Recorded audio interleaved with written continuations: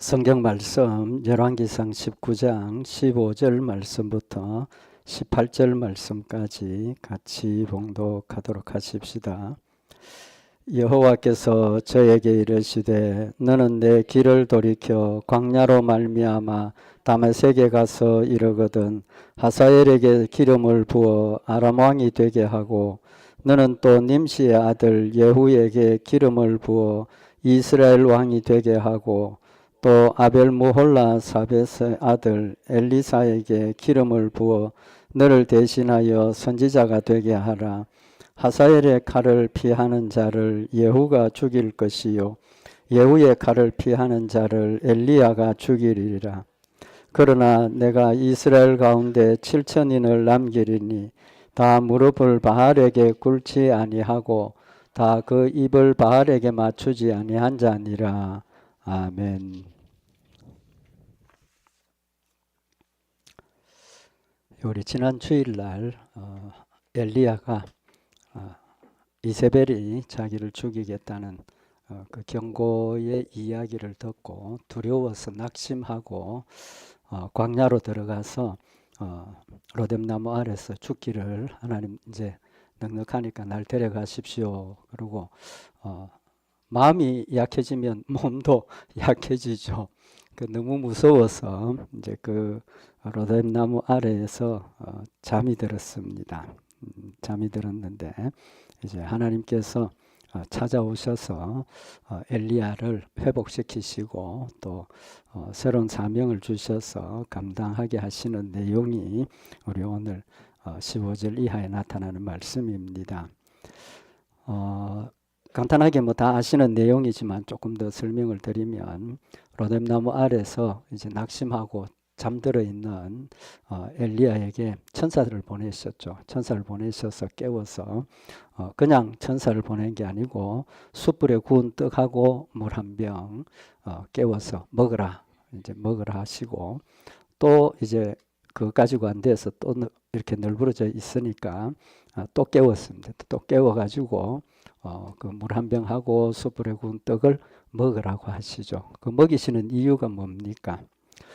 이제 네가 지금 호렙산까지 가야 되는데 육신에 힘이 없으니까 이거 먹고 기운 차려서 호렙산으로 가라라고 이제 육신의 연약함을 지금 회복시키시는 그 하나님의 역사를 보여주시고 그렇게 호렙산까지 데려가셔서 그에게 사명을 주시죠. 새로운 사명을 주시고 엘리사를 자신의 후계자로 세우게 하시고 또 왕들을 다시 세우게 하셔서 엘리야가 회복을 하고 사명을 감당하죠.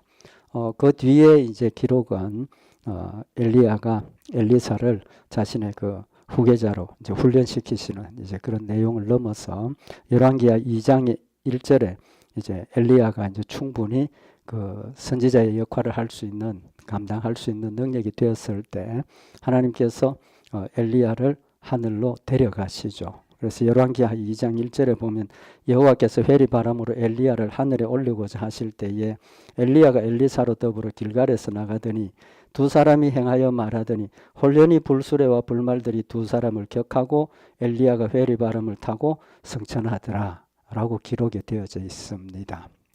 인간적으로 보면 그 엘리야가 굉장히 절망하고 하나님 넉넉하니까 이제 날 데려가십시오라고 아주 절망적인 그런 상황에 빠졌지만 하나님께서 그를 놓지 않으시고 끝까지 회복시키셔서 감당하게 하시고 또 그런 부족함이 있었음에도 불구하고 그를 산채로 천국에 데려가시는 그런 축복을 그에게 보여주신 겁니다. 지난 시간에도 말씀을 드렸지만 하나님은 우리에게도 지금 우리 신앙생활하고 있는 지금 우리에게도 똑같은 역사를 하고 계신다는 거죠. 우리는 자주 넘어지고 원망하고 불평하고 또 실족하지만 하나님께서 항상 찾아오셔서 우리를 격려하시고 이렇게 세우셔서 엘리야를 끝까지 사명 감당하게 하시고 후계자를 세우고 그 다음에 데려가시는 것처럼 우리도 하나님께서 끝까지 함께 하셔서 천국 데려가신다는 영적인 의미도 우리에게 교훈을 하시고 그러면 중요한 게 하나님께서 지금 엘리야를 격려하시고 회복하시는 그 방법이 어떤 방법이었느냐 하는 겁니다. 그 방법을 알면 우리도 하나님이 나에게 역사하실 때 이게 하나님 나를 도우시는구나 느낄 수 있고 깨달을 수가 있죠. 그래서 오늘은 하나님께서 엘리야를 회복해 하시고 끝까지 사명 감당하게 하신 그 방법, 그 과정을 우리가 생각을 하면서 올 한 해도 우리 이런 일이 계속 있을 수 있습니다. 있을 수 있는 게 아니고 있습니다. 우리 올 한 해도 또 이런 일이 있을 겁니다. 있는데 그럴 때 우리가 어떤 모습으로 하나님의 도우심을 받고 회복함을 받아야 하겠는가 하는 부분 다시 한번 생각을 하고 지난 한 해도 하나님께서 우리를 은혜 가운데 인도하셔서 새해 시작하게 하셨는데 올 한 해는 또 작년과 다르게 더 새로운 모습으로 또 더 성장되고 성숙된 모습으로 주를 섬겨서 내년에는 더 아름다운 그런 모습으로 우리가 하나님을 섬기는 그런 은혜의 계속된 역사가 있기를 바랍니다. 제일 중요한 게 뭡니까? 지금 낙심해서 절망해 있는 엘리야에게 제일 중요한 것, 하나님 회복시키시는 방법이 뭡니까? 좀 전에 말씀드린 것처럼 육신이 탈진해서 어쩔 줄 몰라서 지금 잠들어 있는 그런 상황에 하나님께서 천사를 보내셔서 뭘 먹이셨습니까? 좀 전에 말씀드린 것처럼 열왕기상 19장 5절에 보면 로뎀나무 아래 자는 그 엘리야를 천사가 와서 어루만지면서 일어나서 먹으라. 그래서 깨어서 보니까 머리맡에 숯불에 구운 떡과 물 한 병 있더라. 이에 먹고 마시고 다시 누웠다. 그 하나 가지고는 회복이 안 됐다는 거죠. 육신이 회복이 안 됐다는 겁니다. 그래서 7절에 보면 여호와의 사자가 또다시 와서 어루만지며 이르되 일어나서 먹으라. 네가 길을 이기지 못할까 하노라 하는지라. 지금 엘리야가 하나님께서 목적이 엘리야를 회복시키셔야 되는데 회복시키려니까 여기가 아니고 다른 곳으로 데리고 가신다는 겁니다. 호렙산으로 이제 데리고 가시는데 그것을 지금 육신이 연약해져 있는 탈진해 있는 상황이니까 그 가는 길을 감당할 수 없는 그런 상황이라는 거죠. 그래서 열왕기상 19장 8절에 보면 이에 일어나 먹고 마시고 그 식물의 힘을 의지하여 40주 40야를 행하여 여호와의 산 호렙에 이르니라. 지금 엘리야에게 가장 핵심적으로 필요한 것이 육신의 강건함을 회복하는 겁니다. 근데 그가 그걸 40일, 40주야를 가야 하는 그 길을 갈라 하니까 안 그래도 지금 탈진해 있는 상황에 힘이 없다는 거죠. 하나님께서 그에게 가장 필요한 육신의 양식을 주셔서 그걸 먹고 힘을 얻어서 40주야를 하나님이 인도하신 호렙산까지 가게 하셨더라는 겁니다. 그곳에 도착해서 이 엘리야의 모습을 보면 열왕기상 19장 9절에 보면 엘리야가 그곳 굴에 들어가서 유하더니 여호와의 말씀이 저에게 임하여 이르시되 엘리야야 네가 어찌하여 여기 있느냐. 하나님 주신 힘을 가지고 40주야를 걸어갔는데 거기서도 아직 정신을 못 차린 겁니다. 정신을 못 차리고 답답하니까 어디로 갔습니까? 굴에 들어갔다는 거죠. 굴에 들어가서 기도했겠죠. 어쨌든 굴에 들어가서 있는 그런 지금 모습을 볼 수가 있습니다. 하나님께서는 우리의 영과 육을 관리하시고 우리의 영과 육을 똑같이 하나님의 일을 할 수 있도록 도우시는 하나님이십니다. 우리는 신앙생활이 영적인 것만 매달릴 수가 있는데 절대로 신앙생활은 영적인 것만 따라가는 게 아닙니다. 영적인 문제를 해결할 수 있도록 하기 위해서 하나님께서는 우리에게 육신의 건강도 주시고 때로는 필요한 경제적인 문제도 해결해 주시고 때로는 우리에게 지식도 주시고 지혜도 주시고 하나님의 일을 필요하는 데는 모든 것이 다 필요한 겁니다. 모든 것이 다 필요하다고. 그래서 하나님께서는 우리에게 하나님의 일을 감당할 수 있도록 필요한 모든 것들을 채워주시는 하나님이십니다. 그래서 그 채워주심도 할 만큼만 딱 정해놓고 그만큼만 주시는 하나님이 아니고 어떤 하나님이라 그랬습니까? 넉넉하게 주시는 하나님이시라. 넉넉하게 풍성하게 하나님의 일을 하고도 남아서 수고한 나에게 위로받을 수 있도록 하시고 또 더 새로운 힘을 주셔서 더 강건한 모습으로 다음 일을 할 수 있도록 하나님께서는 우리에게 풍성하게 채워주시는 하나님이시라는 사실을 말씀을 하고 있습니다. 이렇게 아직 정신을 못 차리고 있는 엘리야에게 하나님 어떻게 하십니까? 그냥 막연하게 기다리신 게 아니시죠. 어떻게 하셨습니까? 9절에 보면 굴 속에 있는 엘리야에게 하나님께서 음성으로 말씀을 하십니다. 엘리야야, 네가 어찌하여 여기 있느냐? 엘리야야, 네가 어찌하여 여기 있느냐? 하나님이 우리에게 역사하시는 첫 번째 방법이 하나님의 말씀을 가지고 우리의 마음에 들려주시는 겁니다. 들려주시는 거예요. 그래서 하나님께서 지금 엘리야야 네가 어찌하여 여기 있느냐, 지난 주일날 말씀을 상고했던 것처럼 하나님께서 말씀을 통해서 지금 엘리야의 지금 잘못된 모습을 깨우쳐 주시는 겁니다.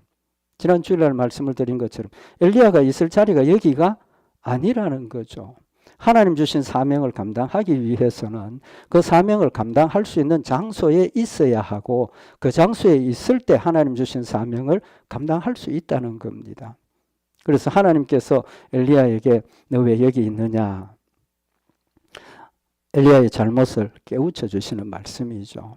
근데 지금 하나님의 입장에서 보면 저 같으면 아마 화가 나가지고 엘리야에게 야, 너 그렇게 먹고 힘 얻어가지고 여기까지 왔는데도 아직 정신을 못 차리겠느냐? 내 힘을 주었지 않느냐? 한번 좀 책망하실 만한데 전혀 책망하시지 않고 너 왜 여기 있느냐? 말씀을 통해서 그의 지금 깨달음을 촉구하고 계시고 그가 깨달아야 할 지점을 말씀을 통해서 깨우쳐 주시는 겁니다. 그런 모습은 하나님의 어떤 모습이십니까? 인내하시는 모습인, 참으시는 모습입니다. 하나님 할 수 있도록 역사를 하셨는데 깨닫지 못하고 있으니까 두 번, 세 번 역사하셨는데도 깨닫지 못하고 있으니까 막 그때쯤이면 화를 내가지고 야, 너 지금 이것이 아니지 않느냐? 너 할 사명이 얼마나 많으냐? 왜 이러고 있느냐? 책망하실 만도 한데 하나님 절대로 책망하시지 않고 그냥 똑같이 너 왜 여기 있느냐라고 인내하시면서 말씀을 통해서 깨우쳐 주신다는 거죠. 하나님 어떤 하나님이십니까? 우리가 하나님을 정확하게 알아야 바르게 또 유익하게 하나님을 섬길 수 있습니다. 하나님께서 자신의 모습을 우리에게 분명히 보여주시고 알려주셨습니다. 이스라엘 백성들 가나안 땅에서 이끌어내시고 호렙산에 오셨을 때 모세를 통해서 하나님께서 자신을 알려주시는데 출애굽기 34장 6절에 보면 여호와께서 그의 앞으로 지나시며 반포하시되 여호와로라 여호와로라 자비롭고 은혜롭고 노하기를 더디하고 인자와 진실이 많은 하나님이로다. 모세가 하나님께서 내가 너에게 사명을 주었다. 사명 감당해라 하니까 모세가 하나님 날 좀 보여주십시오. 하나님 어떤 분이신지 나에게 보여주십시오 하셨을 때 하나님께서 말씀을 통해서 선포하셨다는 겁니다. 자기가 어떤 분임을 말씀으로 선포하셨다는 겁니다. 자비롭고 은혜롭고 노하기를 더디하시고 인자와 진실이 많은 하나님이시다. 사랑의 하나님이시라는 거죠. 자비롭고 은혜롭고 노하기를 더디하시고 막 화부터 내시고 책망하시고 윽박지르시는 하나님이 아니시라는 겁니다. 자비로우신 하나님이심을 또 끝까지 인내하시고 참으시는 하나님이심을 말씀을 하고 있는 겁니다. 요나서 4장 2절에도 보면 주께서는 은혜로우시며 자비로우시며 노하기를 더디하시며 인애가 크시사 뜻을 돌이켜 재앙을 내리지 아니하시는 하나님이신 줄을 내가 알았음이니이다. 우리 성도들 하나님 어떻게 알고 계십니까? 우리 성도들 하나님 어떻게 알고 계십니까? 우리 늘 고백하지 않습니까? 사랑의 하나님, 은혜의 하나님, 늘 입으로 고백을 하고 있습니다. 그럼에도 불구하고 우리가 하나님을 정말 사랑과 은혜의 하나님이시라는 것을 마음에 절절하게 느끼면서 그렇게 고백을 하고 있느냐는 겁니다. 하나님 사랑과 은혜 때문에 노하기를 더디하시는 하나님이시고 참으시는 하나님이시라는 겁니다. 제 모습을 돌아볼 때 하나님 벌써 책망하시고 꾸중하시고 징계하셔야 될 일들이 첩첩이 건너왔지 않습니까? 그럼에도 불구하고 하나님 이 시간까지 나를 지키시고 인도하시고 용서하시고 주님 주신 사명을 감당할 수 있도록 인도하시는 정말 인자하신 노하기를 더디하시는 하나님이시라는 겁니다. 사도 바울의 고백이 뭡니까? 디모데전서 1장 16절에 보면 그러나 내가 긍휼을 입은 까닭은 예수 그리스도께서 내게 먼저 1절 오래 참으심을 보이사 후에 주를 믿어 영생 얻는 자들에게 본이 되게 하려 하심이니라. 사도 바울의 고백이 뭡니까? 내가 긍휼을 입은 까닭은 자기 같은 사람이 구원받는 것만 해도 고마운데 사도가 되어서 하나님의 말씀을 예수 그리스도를 이렇게 전할 수 있도록 하나님께서 긍휼을 베푸셨다는 겁니다. 그 이유를 밝히는 것이 예수 그리스도께서 내게 먼저 사도 바울이 하나님을 찾은 게 아니라는 거죠. 하나님께서 먼저 1절 오래 참았다. 모든 것을 참고 계셨다는 겁니다. 우리는 성경의 내용을 통해서 사도 바울이 얼마나 예수님과 교회를 핍박했는가 하는 것 우리 잘 알고 있습니다. 아마 우리 입장에서 보면 그런 사도 바울을 사도는 그냥 구원도 안 할 그런 반대적인 사람이었지만 하나님께서 끝까지 참으시고 그를 찾아오셔서 변화시키시고 믿음을 가지게 하셔서 오히려 그 기쁨과 감사 때문에 더 뜨겁게 하나님을 섬기게 하시는 하나님의 역사를 고백을 하고 있는 거죠. 그래서 하나님께서 자기를 이렇게 변화시키시고 자기에게 이런 놀라운 은혜를 베풀어 주신 것은 주를 믿어 영생 얻는 자들에게 본이 되게 하려 하심이라. 자신의 모습을 통해서 뒤에 예수 믿는 성도들이 하나님이 어떤 분인가 하는 것을 깨우쳐 주도록 본을 보여주셨다라고 고백을 하고 있습니다.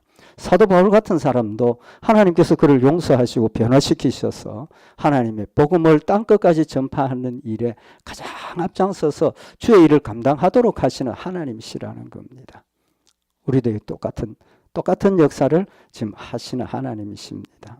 그래서 베드로후서 3장 15절에 보면 또 우리 주의 오래 참으심이 구원이 될 줄을 여기라. 하나님의 오래 참으심이 나에게 구원이 된다는 겁니다.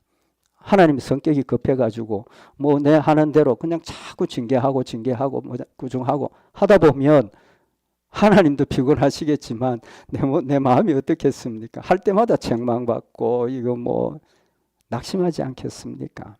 하나님 참으시고 끝까지 우리에게 은혜를 베푸시는 하나님이심을 교훈을 하고 있는 겁니다. 그래서 시편 103편 8절에 여호와는 자비로우시며 은혜로우시며 노하기를 더디하시며 인자하심이 풍부하시도다. 노하기를 더디하시고 용서하시는 하나님이시니까 내가 어떤 죄를 범해도 두려움 없이 하나님께 올라올 수 있는 겁니다. 만약에 하나님께서 공의로우신 하나님이시고 내가 한 대로 심판하시는 하나님이시라면 숨어야죠. 도망가야 합니다. 그럼에도 불구하고 하나님께서 나를 그런 죄를 용서하시고 은혜 가운데 세워주셔서 끝까지 주의 일들을 감당하도록 인내하시면서 은혜를 베푸시는 하나님이시기 때문에 히브리서에 뭐라고 그랬습니까? 담대히 하나님께 나아가자라고 우리에게 권면을 하고 있는 겁니다. 하나님께서 엘리야에게 너 왜 여기 있느냐? 책망이 아니고 사랑의 음성으로 깨우쳐 주시는 거죠. 깨달았습니까? 못 깨달았습니까? 아직도 못 깨달았습니다. 엘리야의 대답이 열왕기상 19장 10절에 보면 제가 대답하되 내가 만군의 하나님 여호와를 위하여 열심히 특심하오니 내가 열심히 주의 일을 했습니다. 주님 아시지 않습니까? 그렇게 이야기를 하면서 이는 이스라엘 자손이 주의 언약을 버리고 주의 단을 헐며 칼로 주의 선지자들을 죽였음이 오며 오직 나만 남았거늘 저희가 내 생명을 찾아 취하려 하나이다. 내가 열심히 전했는데 오히려 그 과정에서 다 죽어버리고 나만 남았다는 겁니다. 나만 남았다는. 도망 온 이유를 또 똑같이 고백을 한 거죠. 예수님께서 너 왜 여기 있느냐? 너 여기 자리가 아니다. 권면하시고 깨우쳐 주시는데 아직도 깨닫지 못하니까 또 똑같은 고백을 하고 있는 겁니다. 말씀으로 안 되니까 하나님 어떻게 하십니까? 열왕기상 19장 11절에 보면 말씀으로 안 되니까 이제 보여주시겠다는 겁니다. 엘리야에게 여호와께서 가라사대 너는 나가서 여호와 앞에서 산에 서서라. 이제는 이 굴 속에 있지 말고 말만 가지고 안 되니까, 말씀만 가지고 안 되니까 나오너라, 굴 밖으로 나오라는 겁니다. 세워놓으시고 여호와께서 지나가시는데 여호와의 앞에 크고 강한 바람이 산을 가르고 바위를 부수나 바람 가운데 여호와께서 계시지 아니하며 바람 후에 지진이 있으나 지진 가운데도 여호와께서 계시지 아니하며.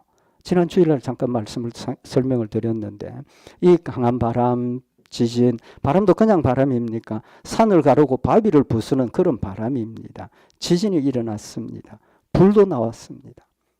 이것은 하나님의 분노하심과 하나님의 심판을 보여주시는 그런 역사들인 겁니다. 그런데 그 가운데 하나님이 계셨습니까? 안 계셨습니까? 안 계셨다는 겁니다. 그냥 지나간 겁니다. 우리의 마음속에 하나님 어떤 하나님으로 남아 계십니까? 크고 강한 바람 같은 그런 하나님이십니까? 불로 태우시는 하나님이십니까? 지진으로 멸망시키시는 그런 하나님이십니까? 그 가운데 하나님이 안 계셨다는 겁니다. 말씀을 깨닫지 못하는 엘리야에게 그 모습을 보여주시면서 하나님 그런 하나님이 아니라는 걸 직접 보여주시는 겁니다. 거기에는 하나님이 안 계셨다는 겁니다. 그 후에 뭐라고 그랬습니까? 열왕기상 19장 12절에 보면 또 지진 후에 불이 있으나 불 가운데도 여호와께서 계시지 아니하시더니 불 후에 세미한 소리가 있는지라. 다 지나가고 이어서 하나님의 세미한 음성이 들렸다는 겁니다. 세미한 음성이 들려서. 그러면서 하나님 말씀을 하시는데 여기 세미한 음성이라는 뜻은 새라는 뜻은 아주 가는 소리다, 또 고운 소리다 그런 뜻입니다. 또 미는 고요하다, 침묵하다, 소리가 없다는 거죠. 전혀 소리가 없다는. 그러니까 하나님의 음성은 막 경노하시고 화가 나서 그런 음성이 아니라 아주 사랑스럽고 고운 사랑의 음성으로 지금 엘리야를 부르신다는 거죠. 진노하셔서 책망하신다면 하나님의 음성이 큰 음성이었을 겁니다. 그러나 그렇지 않고 사랑을 듬뿍 담아서 엘리야가 육신이 약해 있고 마음도 지금 약해 있는데 큰 소리 한 번 지르면 아마 기절할 정도로 그렇게 약해져 있는데 그런 소리 지르지 아니하시고 세미한 음성을 통해서 하나님께서 엘리야에게 말씀을 하십니다. 뭐라고 말씀하십니까? 예수님의 모습이 어떤 모습입니까? 바로 이런 모습입니다. 이사야 42장 1절에 보면 내가 붙드는 나의 종 내 마음에 기뻐하는 나의 택한 사람을 보라. 내가 나의 신을 그에게 주었은즉 그가 이방의 공의를 베풀리라. 예수님에 대한 예언입니다.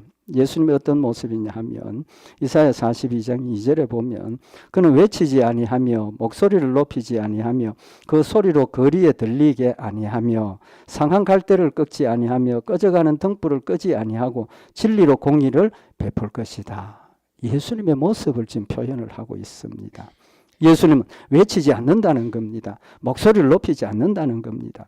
그 소리로 거리에 들리도록 큰 소리 하시는 예수님이 아니시라는 겁니다.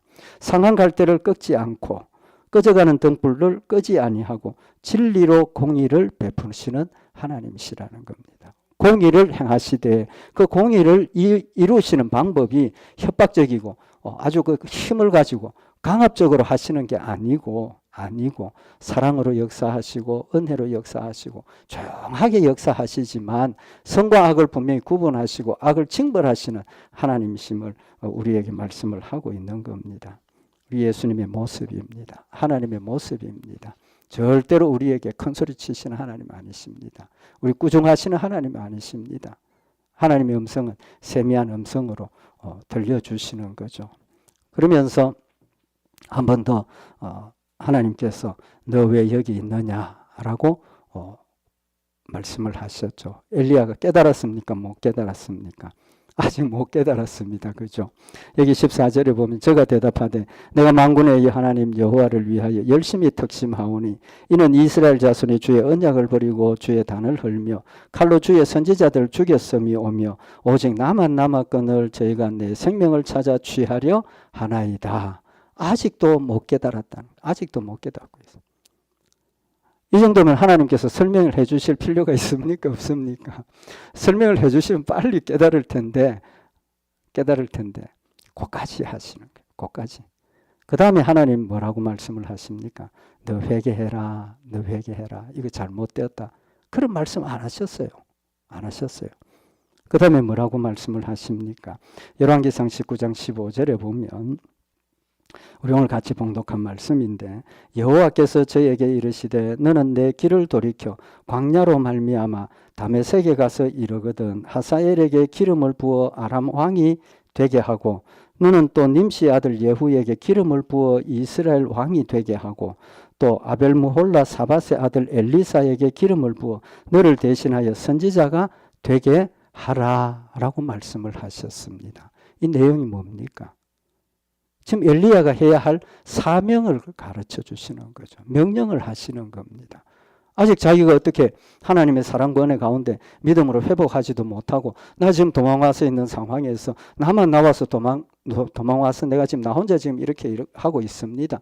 아직도 그러고 있는 엘리야에게 하나님이 그냥 사명을 주시는 겁니다. 왕도 임명하고 너 후계자 엘리사도 후계자를 삼아라. 사명을 주시는 거예요. 엘리사는 어떻게 했습니까?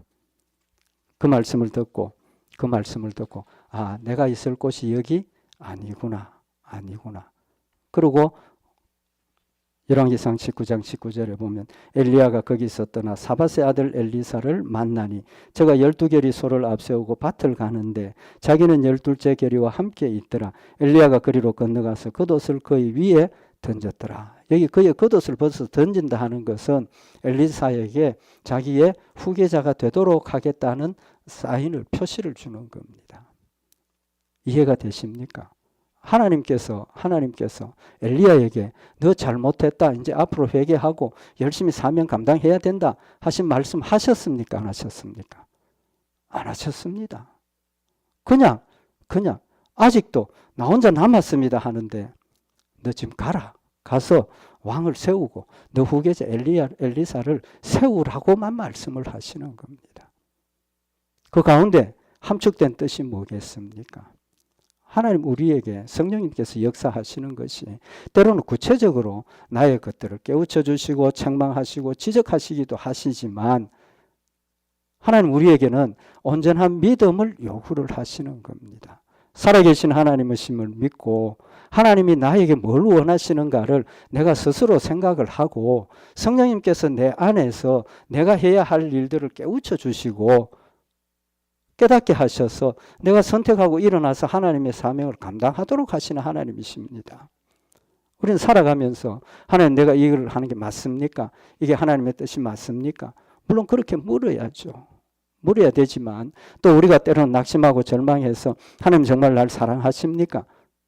하나님께서 이 성경 말씀을 통해서 우리 스스로 판단하고 느끼고 깨달을 수 있도록 역사하시는 하나님이십니다. 그래서 성경 말씀이 우리 신앙생활의 핵심인 겁니다. 엘리야는 하나님이 노하시지 아니하시고 계속 말씀을 통해서 보여주시고 회복할 수 있도록 하셨습니다. 그런데 이 말씀에서 우리가 중요하게 봐야 될 게 뭐냐 하면 열왕기상 19장 18절에 보면 하나님께서 엘리사에게 사명을 주시고 이어서 하신 말씀이 있습니다. 그 이어서 하신 말씀이 뭡니까? 18절에 보면 가서 사명을 감당하라. 그러나 내가 이스라엘 가운데 7천인을 남기리니 다 무릎을 바알에게 꿇지 아니하고 다 그 입을 바알에게 맞추지 아니한 자니라. 핵심적인 걸 하나님께서 다시 한번 말씀을 해주시는 겁니다. 지금 엘리야의 마음 자세가 뭡니까? 하나님 다 죽고 나만 남았습니다 했지 않습니까? 그러니까 두려웠습니다. 하나님이 나도 지켜주시지 않으시고 나머지 그 사람들과 같이 나도 죽을 수 있지 않느냐라는 그런 두려움에 떨고 있는 엘리야에게 하나님께서 내가 이스라엘 가운데 7천인을 남기리니 다 무릎을 바알에게 꿇지 아니하고 다 그 입을 바알에게 맞추지 아니한 자니라. 너 다 죽었다 했는데 앞으로 아직도 7천인을 남기겠다는 겁니다. 그 말은 무슨 말입니까? 적어도 7,000명 이상 아직 남아있다는 거죠. 다 죽은 줄 알았는데 7,000명 이상 남아있다는 겁니다. 뭘 요구하시는 겁니까? 엘리야야 너 지금 잘못 알고 있다. 다 죽고 너 혼자 남았다 했는데 아니다. 아직도 많은 사람이 남아있다는 겁니다. 무엇을 위해서? 하나님의 뜻을 이루고 하나님의 역사를 이루기 위해서 하나님께서는 필요한 일꾼들을 세워주셨고 남겨두셨고 또 지금도 네가 필요하기 때문에 남겨둔 그 사람들 가운데 너도 포함되어 있다는 사실을 지금 엘리야에게 가르쳐 주시고 깨우쳐 주시는 거죠. 신앙생활은 미신이 아닙니다. 미신이 아닙니다. 미신 섬기는 사람들은 어떻게 합니까? 당장 어떤 벌어지는 일에 대해서 이게 벌어질 거냐 아닐 거냐 안 벌어지게 해달라고 굿하고 뭐하고 한 가지 일 그 일에 매어 달려서 쫓아가고 있는 겁니다. 맞습니까? 틀립니까? 틀리지 않습니까? 우리의 삶은 하나님께서 너 이 일 해라라고 꼭 찍어서 주시는 법 절대로 없습니다. 절대로 없어요. 올해 이런 일을 하려고 하는데 새로운 비즈니스를 하려고 하는데 아니면 집을 사려고 하는데 이사를 하려고 하는데 하나님 이 이사가 맞습니까? 이 비즈니스가 맞습니까? 그래 맞다 이사해라 이 집은 아니고 절로 가야 된다. 절대로 하나님 그렇게 하시는 하나님 아니십니다. 절대로 그렇게 하시는 하나님 아니세요. 하나님 전부를 내가 선택하고 내가 깨닫고 하나님 앞에 엎드려지고 순종할 수 있도록 나에게 맡겨두셨습니다. 맡겨두셨어요. 그럼 그 일이 옳으냐 틀리냐 하나님의 일이냐 아니냐를 내 스스로 판단해야 되는 겁니다. 목사도 그거 모릅니다. 아무도 모릅니다. 뭘 통해서 판단합니까? 저번에도 말씀을 드린 것처럼 내가 지금 계획하고 있는 이 일이 정말 하나님을 영화롭게 하는 일인가 아닌가, 내가 정말 하나님을 위해서 하는 일인가 아닌가, 이것만 생각하면 그 일이 참인지 아닌지를, 해야 될 일인지 아닌지를 충분히 알 수 있습니다. 스스로 결정할 수 있습니다. 하나님 그런 하나님이세요. 내가 깨닫지 못할 때 말씀을 통해서 이렇게 말씀을 해주시고 또 깨닫지 못할 때 다른 말씀을 통해서 나에게 깨달음을 주시고 똑같이 저에게 하시는 것처럼 우리 성도들에게 개개인에게 똑같이 역사하시는 하나님이십니다. 때로는 그렇지만 목사를 왜 세워주셨습니까? 우리 성도들이 성경의 지식이나 하나님에 대한 지식이나 하나님의 어떤 그런 역사들에 대해서 저보다는 모르는 부분들이 더 많기 때문에 목사와 같이 의논하고 또 같이 기도하고 함께 엎드려서 하나님 앞에 간구할 때 하나님께서 우리 성도들에게 직접 깨달을 수 있게 하시고 선택하게 하시고 순종하게 하시는 하나님이심을 지금 우리에게 가르쳐 주시는 말씀인 겁니다. 잘못 선택했다고 절대로 책망하시지 않습니다. 잘못 선택한 그 순간에 하나님 찾아오셔서 야 이거 잘못되어서 망하게 하시고 절대로 그런 하나님 아니십니다. 잘못되었을 때 잘못된 걸 깨달을 수 있도록 여러 가지 말씀을 통해서 또 되어지는 일들을 통해서 하나님께서 우리를 인도해 가시는 겁니다. 요나가 하나님께서 너 니느웨로 가서 복음 전해라. 어떻게 했습니까? 도망갔죠. 도망을 갔는데 그 성경에 보면 도망을 가는데 다른 데로 가려고 배를 기다리는데 마침 딴 데로 가는 배를 만났습니다. 우리가 항상 조심해야 될 게 어떤 일을 계획을 하고 진행을 하는데 이게 순적하게 잘 풀린다고 그게 하나님의 인도하심이고 하나님의 뜻이 맞는 법은 아닙니다. 아니에요. 사탄이 역사하면 더 잘 되도록 이끌어갑니다. 꼭 기억해야 될 부분입니다. 그렇기 때문에 우리가 항상 하나님 중심의 생각을 해야 하고 하나님의 뜻에 따라서 판단하고 결정해야 한다는 사실을 마음에 새겨야 된다는 겁니다. 오늘 여기 엘리야가 왜 넘어졌습니까? 현실만 봤거든요. 다 회개하고 하나님께 돌아올 줄 알았는데 아직도 남아서 자기를 죽이겠다고 하는 그 현실만 봤기 때문에 하나님 살아계심과 여전히 하나님 사랑하심을 잊어버릴 수밖에 없었다는 겁니다. 되어지는 일이 중요하기도 하지만 더 중요한 것은 내 안에 역사하시는 하나님의 음성을 들어야 하고 하나님 기록해 주신 이 말씀이 나에게 뭘 말씀을 하시고 있는지를 깨달아야 된다는 사실을 말씀을 하고 있는 겁니다. 역대하 30장 9절에 보면 너희가 만일 여호와께 돌아오면 너희 형제와 너희 자녀가 사로잡은 자에게서 자비를 입어 다시 이 땅으로 돌아오리라. 너희 하나님 여호와는 은혜로우시고 자비하신지라 너희가 그에게로 돌아오면 그 얼굴을 너희에게서 돌이키지 아니하시리라. 잘못했을 때 그냥 방치하시는 또 하나님도 아니십니다.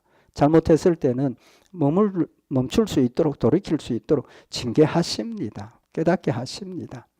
회개하고 돌이키면 하나님께서 더 많은 것들로 채워주시고 바른 길로 인도하신다는 사실을 말씀을 하고 있는 겁니다. 그래서 요엘서 2장 13절에 보면 너희는 옷을 찢지 말고 마음을 찢고 너희 하나님 여호와께로 돌아올지어다. 그는 은혜로우시며 자비로우시며 노하기를 더디하시며 인애가 크시사 뜻을 돌이켜 재앙을 내리지 아니하신다.